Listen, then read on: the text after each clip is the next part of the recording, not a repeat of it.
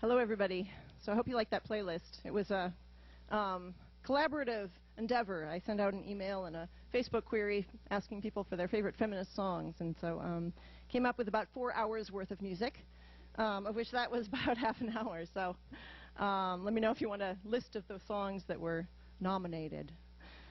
So welcome to this celebration of both Women's History Month and the 30th anniversary of Women's Studies at Alfred University. So if anybody's wondering whose birthday it is, it's the Women's Studies program birthday. As I'm sure many of you know, Alfred has a rich history of gender equity, going back to the very beginnings of the Alfred Select School in 1836, when women made up a majority of the first matriculating class. The Alfred Academy hired its first female faculty members in 1843, and 3 years later, Abigail Allen founded the Alphadelphian Society, Alfred's first women's student organization and one of the earliest women's literary societies in the country. Abigail Allen, who's considered a founding mother of Alfred University, dedicated her life's work to advancing the cause of coeducation and encouraging women to pursue higher education. During our presentation today, we will take you on a trip through the history of the Women's Studies program at Alfred from its foundation in 1983 to the present day. Our speakers will be Lou Lichtman, Carrie Kautzman, Karen Porter, Kathy Woofter, and me. First, thanks to Laurie McFadden, the University Archivist and ex officio member of the Women's Studies Executive Committee, for helping us to find pictures and information about the history of the program. This has been an interesting process, trying to put together all the history. So, Lou Lichtman will start us out talking about the beginnings of the program and its first director, Dr. Gail Walker. As a member of the faculty since 1970, Lou has inspired and supported generations of women in courses such as his very popular parenting seminar. As an administrator, he was instrumental in identifying the need for a Women's Studies program at Alfred University and for establishing the Women's Studies minor. Since that time, he has continued to support Women's Studies programs with nearly perfect attendance at events such as the Women's Studies Roundtable and Riley Lectures. There is no doubt that Lou has substantially improved the quality of women's lives in the Alfred University community and beyond. For all these reasons and more, Lou is the recipient of this year's Abigail Allen Award in Women's Studies. So please join me in congratulating him as he comes up to the mic.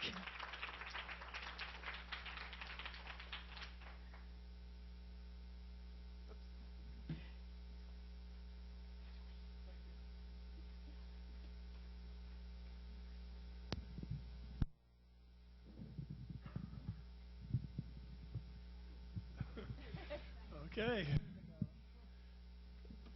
If you can't hear me, please raise your hand. I should be able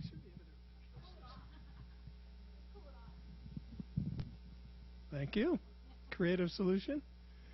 First, let me say that I'm truly honored to be this year's recipient of the Abigail Allen Award. And Cecilia, thank you for your kind words. Today, over 40% of the faculty members on this campus are female, which of course means that almost all students have lots of experience with female professors. In the early 1980s, when I was assistant dean of the College of Liberal Arts and Sciences, that was not at all the case. Back then, believe it or not, only 10% of the faculty members on this campus were female. And of course, that meant that many students had little exposure to female faculty members. John Foxon, who was dean of the college at the time, and I both wanted to do something to address that situation, as well as to enhance the academic offerings of the college. So John and I agreed that I would gather together a group of both faculty and staff who were interested in exploring the possible development of an interdisciplinary women's studies minor. So a committee was formed. I chaired that committee. The committee worked for a year, put together a proposal, submitted it to the curriculum committee, and it was approved in December of 1982. A couple of months later, at the beginning of the next semester, Gail Walker, who was an assistant professor of psychology, agreed to serve as the first coordinator of the Women's Studies minor and emerging Women's Studies program. Because Gail was in her second year as a faculty member, it was really unusual for her to be put into that position of responsibility. However, Gail had already established a wide following, a huge following of students, and so her appointment to this position actually gave the program instant visibility on campus.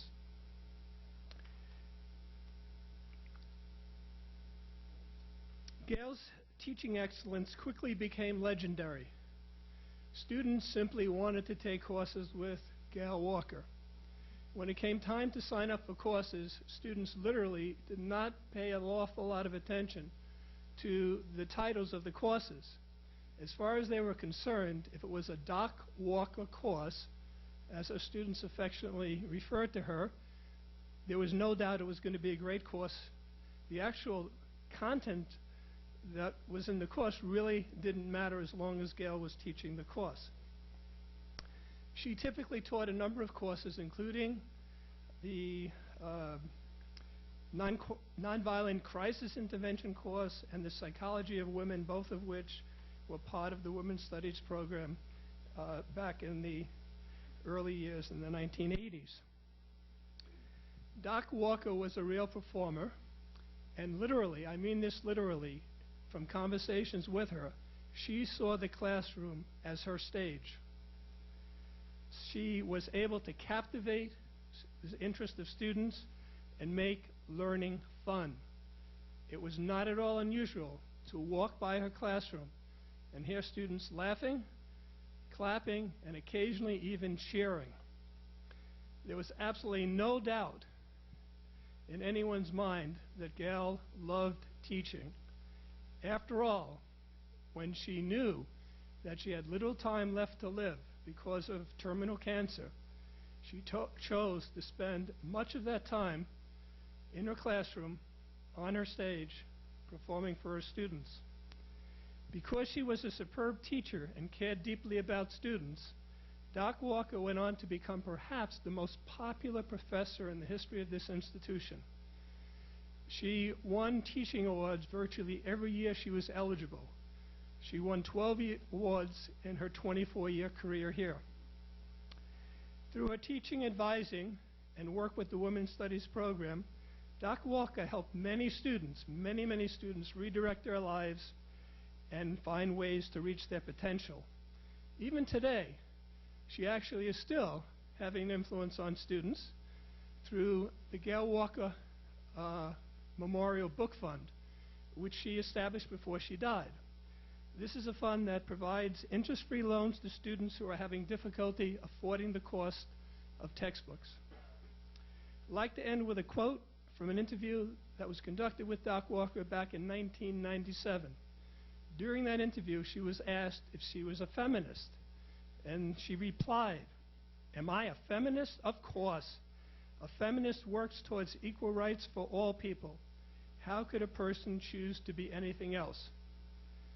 In 2002, Doc Walker received the Abigail Allen Award, honoring those who improve the quality of women's lives. Sadly, she succumbed to cancer 3 years later at the age of 53. Now I'd like to turn the podium back to Cecilia, who will be talking about the Women's Studies Roundtables.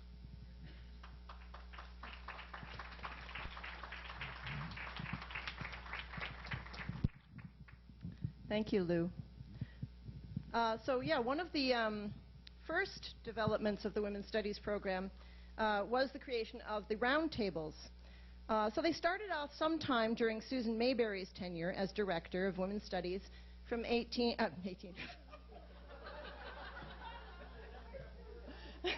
You hear, Susan? 1987 to 1991.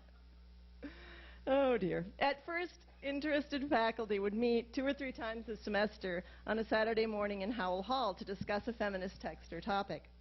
At one of these first gatherings, Susan remembers introducing the group to Zora Neale Hurston's Their Eyes Were Watching God, which was out of print at the time and virtually unknown. She also remembers that Martha Anderson had the group study some African art during these informal roundtables. When Vicki Eckler came on board as director in 1991, she inaugurated the first more formal Women's Studies Roundtable with a presentation entitled Feminism, Women's Studies, and Political Correctness. In the publicity for the first roundtable, Vicki made it clear that everyone was welcome to participate. She wrote, "You don't have to be a Women's Studies faculty member or a minor or a student to attend these discussions. You don't even have to be female. We're looking for people interested in women's issues and women's studies." This inclusiveness seems to me to be characteristic of the Women's Studies program at Alfred. The roundtables have included presentations by faculty and staff as well as students. The Women's Studies Coalition presented a number of roundtables, and for at least the last 15 years, the final Women's Studies Roundtable of the year has showcased the independent research projects of the graduating Women's Studies minors. This year's final roundtable will take place on Friday, May 3rd, so I hope a lot of you will be able to attend that to hear the wonderful research that our minors are doing. I'd also like to acknowledge Sandra Singer, who organized the Women's Studies Roundtables for many, many years. Thank you, Sandra. And I'd like to invite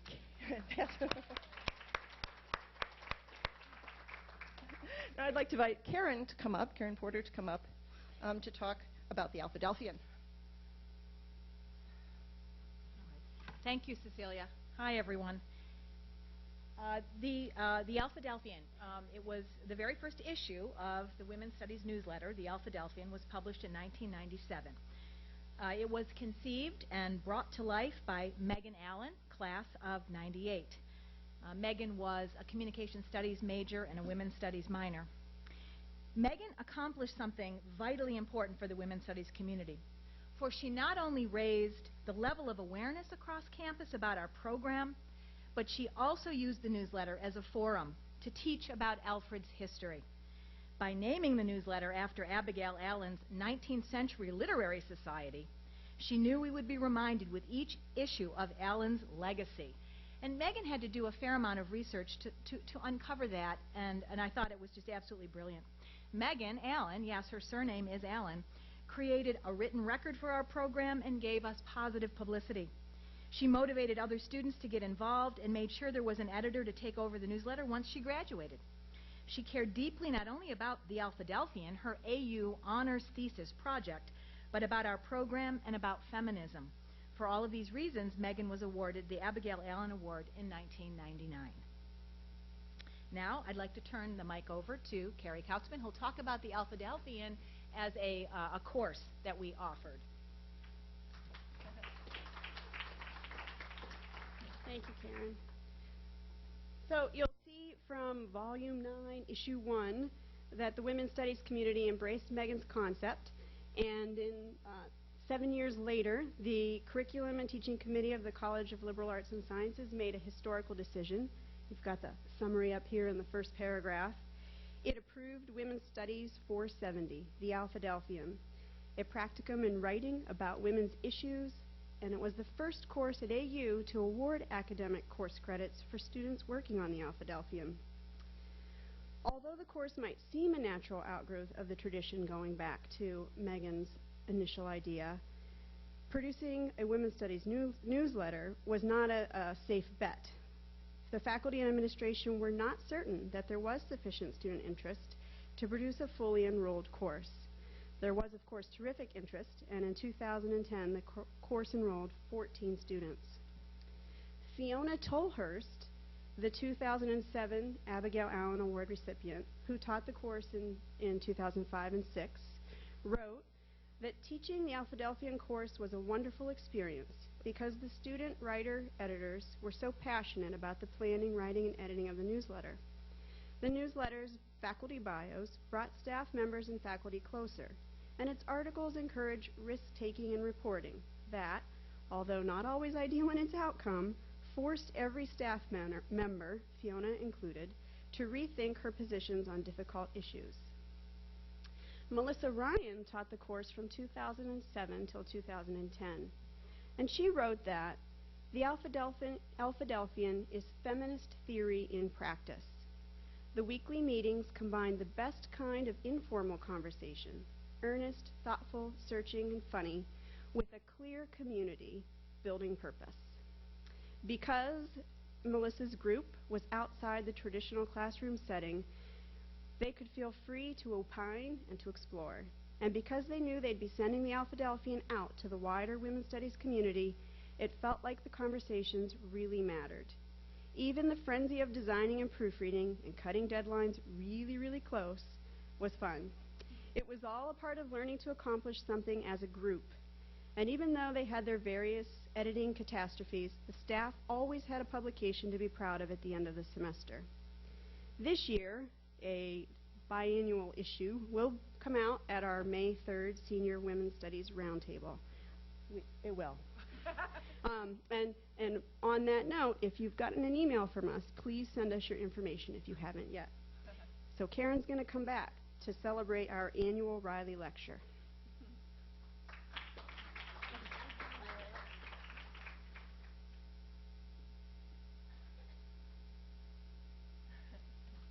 Thank you, Carrie.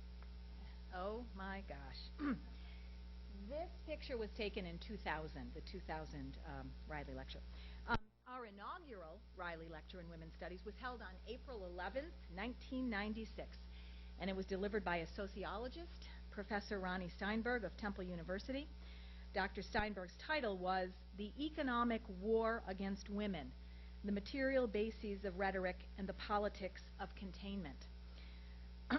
The lecture series, made possible by a gift from the Riley sisters, Pamela Riley Osborne, AU class of 62, Patricia A. Riley, AU class of 65, and Melissa Riley, who I guess didn't have the good sense to come to Alfred University. She went someplace else for her degree. But anyway, Melissa and her sisters, Pamela and Patricia, sponsor this lecture series in memory of their parents. Both Elizabeth, AU class of 36, and Charles, AU class of 35, were active alumni of the university. Elizabeth, in particular, was a local activist with interests in the economic and political issues affecting women of her day. Elizabeth's daughters, Melissa, Pamela, and Patricia, thought it was both fortuitous and exciting that the inaugural lecture was on a topic that corresponded so closely with their mother's own interests. Our most recent Riley Lecture, earlier this month in Women's Studies, it was the 18th Riley Lecture, was delivered by Liz Abzug. Abzug's talk, Women, Power, and Politics in the 21st Century, resonated with the inaugural theme and served as a tribute to Liz's mom, the famous Bella Abzug, and so as does the entire Riley series for the Riley's mom. We like these tributes to mom. We are honored and thrilled to be able to continue this lecture series, and as you can see from the list of speakers and their lecture titles, the series provides timely, provocative, and feminist-inspired talks with broad appeal, no pun intended, for our campus community. Ba-dum-bum. Another wonderful speaker. Yay, Riley Lecture. Okay. Now, I get to stand a little bit longer. I want to talk about the Abigail Allen Awards. The Women's Studies program was able to turn, this is another example, being able to turn a great idea into reality. In 1999, thanks to Pamela Lakin, who now goes by Pamela Armstrong, who is, by the way, Associate Librarian Emerita, Pam suggested to me way back then that the Women's Studies program ought to institute an annual award named in honor of Abigail Allen, as you know, a founding mother of Alfred University. Honors convocation, we both thought, would be the most appropriate venue in which to acknowledge the awards, especially as we had no awards of its kind at all, honoring our Women's Studies faculty, staff, and students. I proposed the concept to President Call.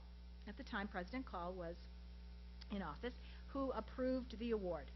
And so I ask you, why Abigail Allen? Right? There will be a quiz at the end of class. You all know that we want you all to know and to spread the word that Abigail's dedication to advancing the cause of coeducation and to encouraging women to pursue higher education deserves to be highlighted as often as possible. So why not acknowledge deserving members of our community at least once a year at an event like Honors Convocation? Now, at the beginning of this award program, we decided to offer one award to a faculty or staff member and one award to a graduating senior. But we found each year that we were suggesting alumni for the awards. We had some catching up to do because we wanted to mark the successes of our alumni in this way. So it occurred to us that we could partner with the Alumni Council, and we did. So now each June during Alumni Weekend, we honor an alumna with the Abigail Allen Award, making for, yes, count them, 3 Abigail Allen Awards each year, 2 at Honors Convocation and 1 at Alumni Reunion. But who's counting? Okay, so there is the description of the awards, and now I'll turn this over to Cecilia. Hello. So the very first recipient of the Abigail Allen Award was Carol Burdick. Yeah. Who we'll see if I can get through this without crying this time. Who we all called CB. It would be hard to overstate the importance that Carol Burdick, or CB as she was called, had in the lives of so many men and women at Alfred. When we arrived as new faculty, CB embraced us into the community, both professionally and personally, inviting us to the Pond House for lunch, for brunch, for carol singing at Christmas, for a swim in her pond in the summer. CB had many roles at the university, official roles, from fundraising to teaching. She was especially nurturing to fellow writers of all ages and was never afraid to speak her mind. As Karen Porter, in her letter of nomination for the Abigail Allen Award, wrote, Carol has been involved with our program even before there was a program on our campus. Through her work as a teacher, a writer, a poet, and a friend, Carol has touched so many lives in so many ways that it seems only fitting that her contributions to Alfred University be recognized and indeed compared to those of Abigail Allen. In looking through the archives of the Alphadelphian for this presentation, I found this image that I thought was particularly telling. Here the student staff of the Alphadelphian are dedicating their spring 2002 issue, this is the spring of CB's death, to CB, dear friend of AU's Women's Studies, and to the Alfred community, inspiration to so many young writers and feminists.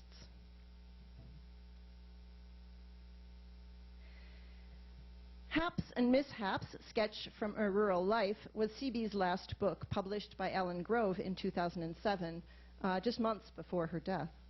I'd like to read an excerpt of this book, which is a collection of short pieces she published in the Alfred Sun over a period of several years. The selection is called Mid-March. One of the many adages that served as admonitory signposts during my long ago childhood keeps occurring to me lately. When light lengthens, cold strengthens. Indeed. I have been wondering if this bit of seasonal awareness has been passed down through generations for untold centuries, or whether it was invented, as it were, by Allegheny County settlers. Leaning heavily on the privileges of the aged, I am apt to insert the following family anecdote into any conversation with friends that includes complaints about current 0 temperatures and icy driveways.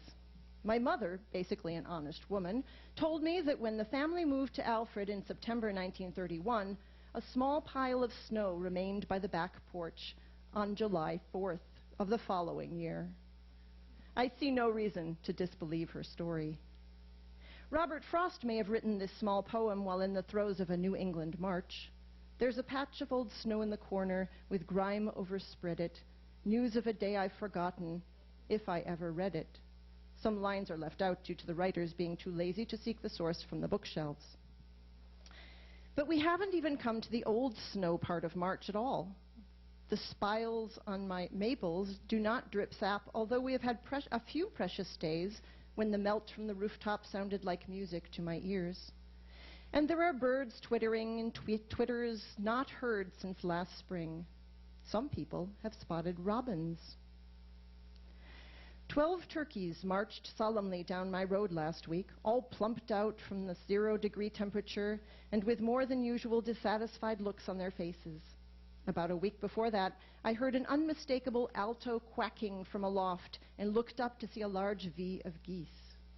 I am not sure just where they were heading, though since my directional sense has always been stunted, east being identified by the sun rising over Pine Hill, and west understood by watching sunsets from the front porch of 17 Sails in Alfred. North was the road to Hornell, and south meant Jericho Hill, and eventually Wellsville. This kind of knowledge is somewhat less useful when one is deciding whether to take the east or west exit from a major highway.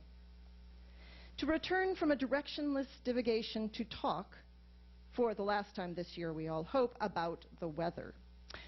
What has been happening to us is not climactic disaster.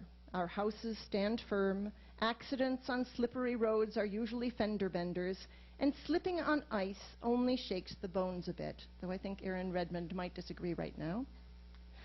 Our countryside landscape remains Arctic.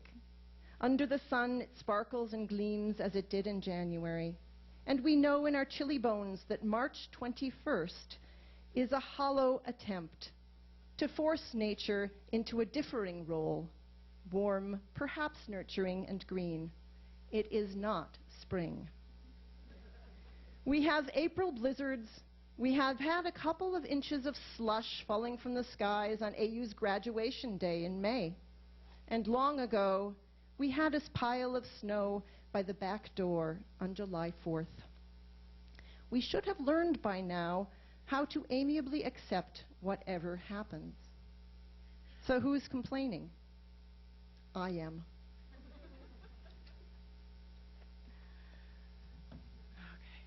Okay. So, anyway. Moving along. I actually didn't cry. I'd like to point out that Karen Porter was the second recipient of the Abigail Allen Award the same year that Patricia Riley of the Riley sisters was awarded the Alumni Award. And we have a whole list of awards here. So if you look around the room, you'll see quite a few of these people. In fact, why don't you guys stand up? Stand up. Anybody who received a Abigail Allen Award? Yeah.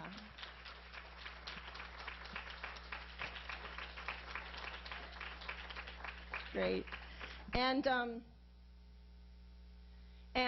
you probably, at least the faculty, probably recognize a lot of the student names and alumni names.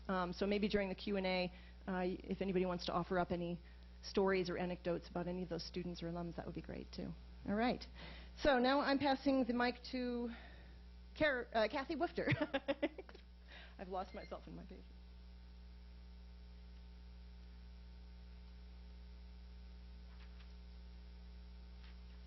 Thank you, Cecilia. And let me say how hard it is to follow CB's words. So I'm here to talk about the Women's Leadership Center. From 1993 to 2004, Jerry Brody was our Vice President for Student Affairs and Dean of Students here at AU. And practically from the first day he hired me, which was January of '96, he was a loud and frequent and regular advocate for starting a women's center on campus. The Student Affairs Division had years of data from a longitudinal national survey out of UCLA called the SERP. Many of you are familiar with the SERP instrument. And it showed some alarming data about our incoming women students. Year after year, they rated themselves lower, much lower than their peers in aspects like leadership, emotional health, physical health, social self-confidence, and intellectual self-confidence. And when we compare incoming AU women to our incoming men, the difference was even more striking and more unsettling. Additionally, at that time, we were responding as a campus to then-President Call's concern about a so-called admissions dilemma, noting our difficulty in recruiting women students. And in its fall 1998 issue, the Alphadelphian asked outright if Alfred was a female-friendly campus, which is sad, given our proud history. So given all this information to support the need, Jerry pulled together a group that included women's studies faculty, such as, I know I'm going to leave some out, but Karen Porter, Linda Mitchell, Andrea Gill, and Sylvia Bryant, as well as student affairs staff and students. Their charge was to justify the need. Their charge was to justify the need for a women's center, research what our peer schools offer, and then develop a proposal.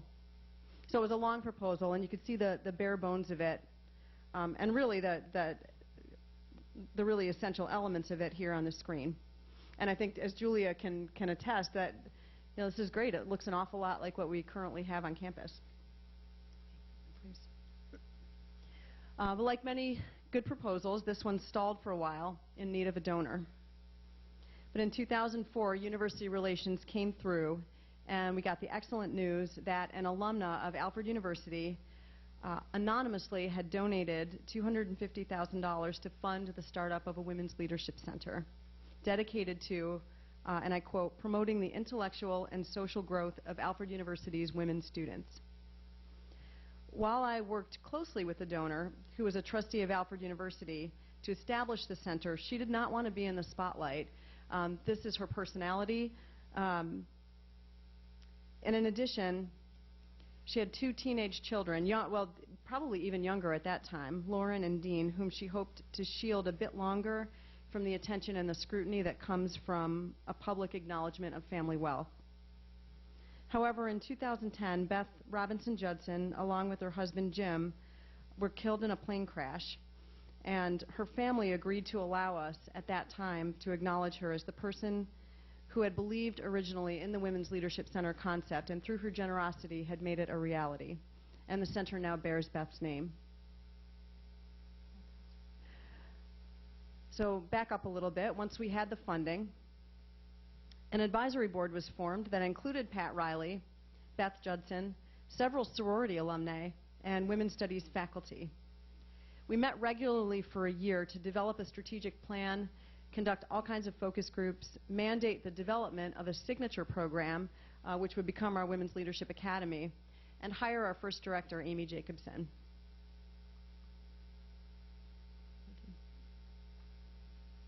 So the partnership between the Women's Studies program and the Women's Leadership Center has always been there, from the moment of its charter, and indeed long before that, to the present.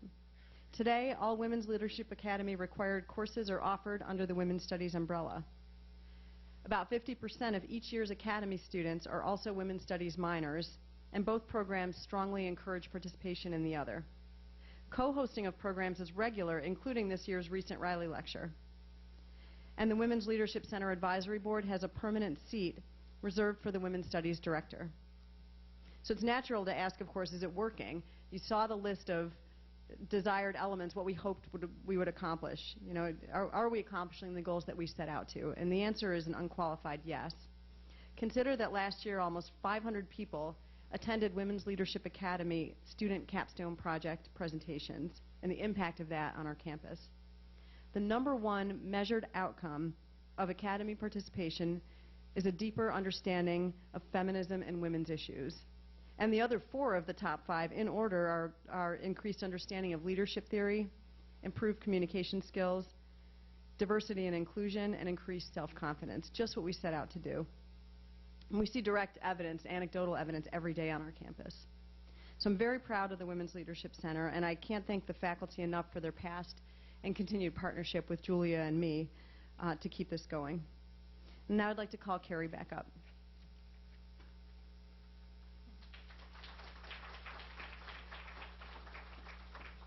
Thank you, Kathy.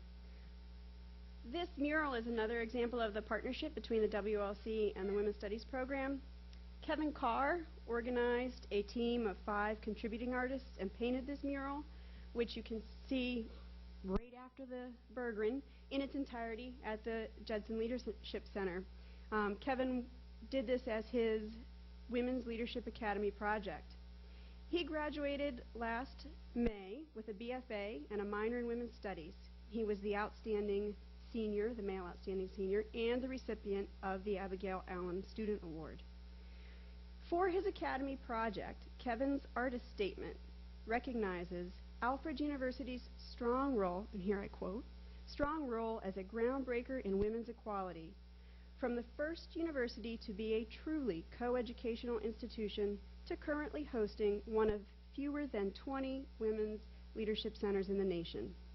The mural, which we'll see in 3 sections, includes in this first section the Seventh-day Baptist Church, Abigail Allen and Jonathan Allen, Eliza Durant, the first woman of color on campus, and Jenny Jameson and Emma Johns, 2 women from the Seneca tribe.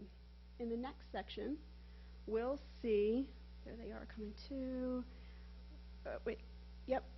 lost my place. Oh, in the next section, we'll see the 2006 Abigail Allen Award recipient, Susan Strong. She's a librarian who authored Thought Knows No Sex, and she was our first female VP. We also see the sororities Theta, AKO, and Sigma. And right here we have Doris Harrington and Lavinia Creighton, 2 female athletes, and Judy Samber, who was the first athlete to compete in a varsity sport on the men's tennis team. And then, and Coach Jabrell, we forgot him, but he was an advocate for women's athletics. In the final slide, we've got Gail Walker again, Vicki Eckler with her pin, and Beth Judson. Kevin's senior women's studies research project, then we can go to the photo, which he titled Feminine, Masculine, and Androgynous, explored children's perceptions of gender. And our other 2012 graduate with a women's studies minor, Rudy Diodone, will be introduced by Karen Porter.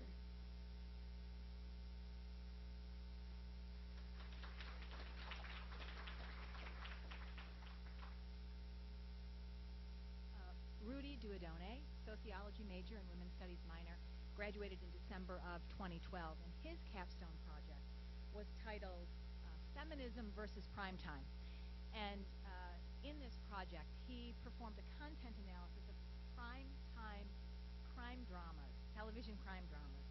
And Rudy was interested in measuring the feminist content, or the lack thereof, in television programs that were on the major networks. He chose three major networks. And he had a measure for feminist content, and he also was interested in measuring the gender of those folks in the starring roles of the episodes, and also the gender of the folks who were producing the content, the directors and the videographers and so on.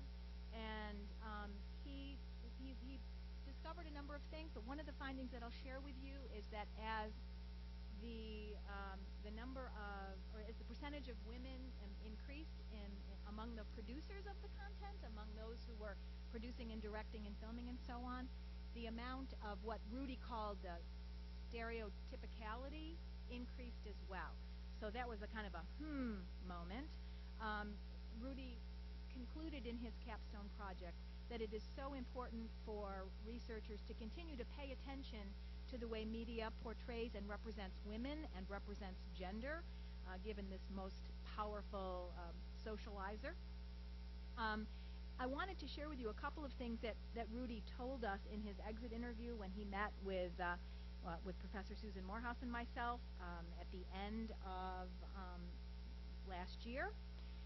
We were asking him the standard questions on the exit interview, and one of them was, what did he find, what did he like best, or what did he find important about his women's studies courses? And he said, I found the environment and the diversity of the students in the classroom to be the most valuable thing about my women's studies courses. He went on to say that he urged all future women's studies students to, quote, step outside your comfort zone. Rudy went on to explain that he learned things in his women's studies courses that really, quote, rocked his world. And he went on to say, quote, I wouldn't be the person I am today if I had let some of the more radical things I learned in class scare me away. Finally, when we asked him how we could improve the women's studies program, he offered this, quote, we need more men. So, Rudy, yes, go Rudy. All right. I would like now to segue to a discussion about our core course, which is called Women in Society, the centerpiece of our minor program. We've offered this course every year since 1983, and it's Vicki Eckler who has taught this course more than any other faculty member affiliated with the program. And we are so grateful to Vicki for doing this. Vicki, I think, would agree with me that she's seen enrollment in this course steadily climb over the years, including enrollments of male students. Now, her sabbatical this semester meant that we needed to find someone to offer the course this semester, which led us to Professor Sandra Singer. Sandra has 18 students enrolled, another fantastic number. And this semester, at the beginning of the semester, Sandra had the students reading Bell Hooks' book, Feminism is for Everybody, or Everyone, I think. And she wanted her students to respond to Hooks' question. Of course, Hooks has many questions in this book, but one of the questions Hooks offered was, why don't feminists use billboards to spread the message of feminism? Sandra challenged her students to create billboard-worthy designs to publicly convey feminist-inspired messages. They had a couple of different choices here, and they could work by themselves or in teams. 14 designs were produced and offered to be voted on by the class, and this is the billboard design that won. This billboard is on display. It's on a billboard on a highway going from Hornell to Dansville. Yeah, it's fantastic.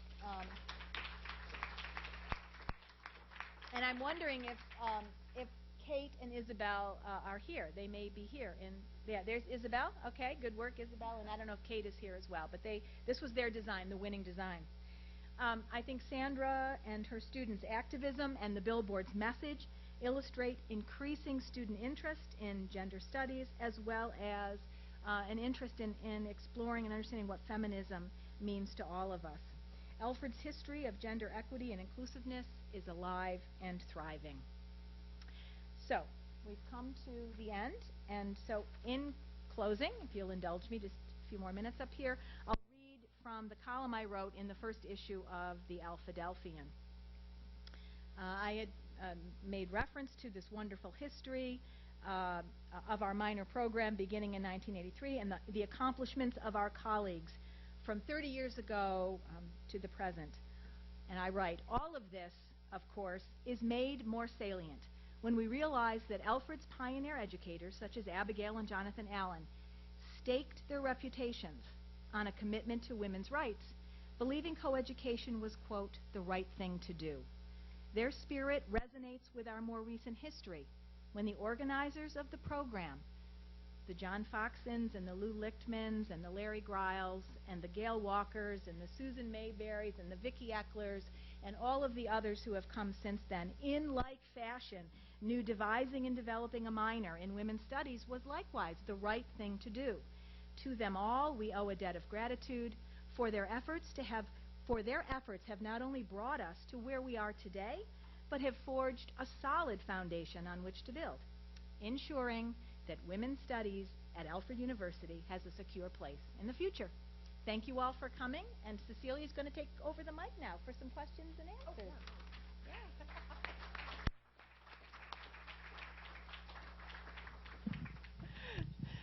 So we do have a few minutes, maybe 2 minutes, for questions and answers.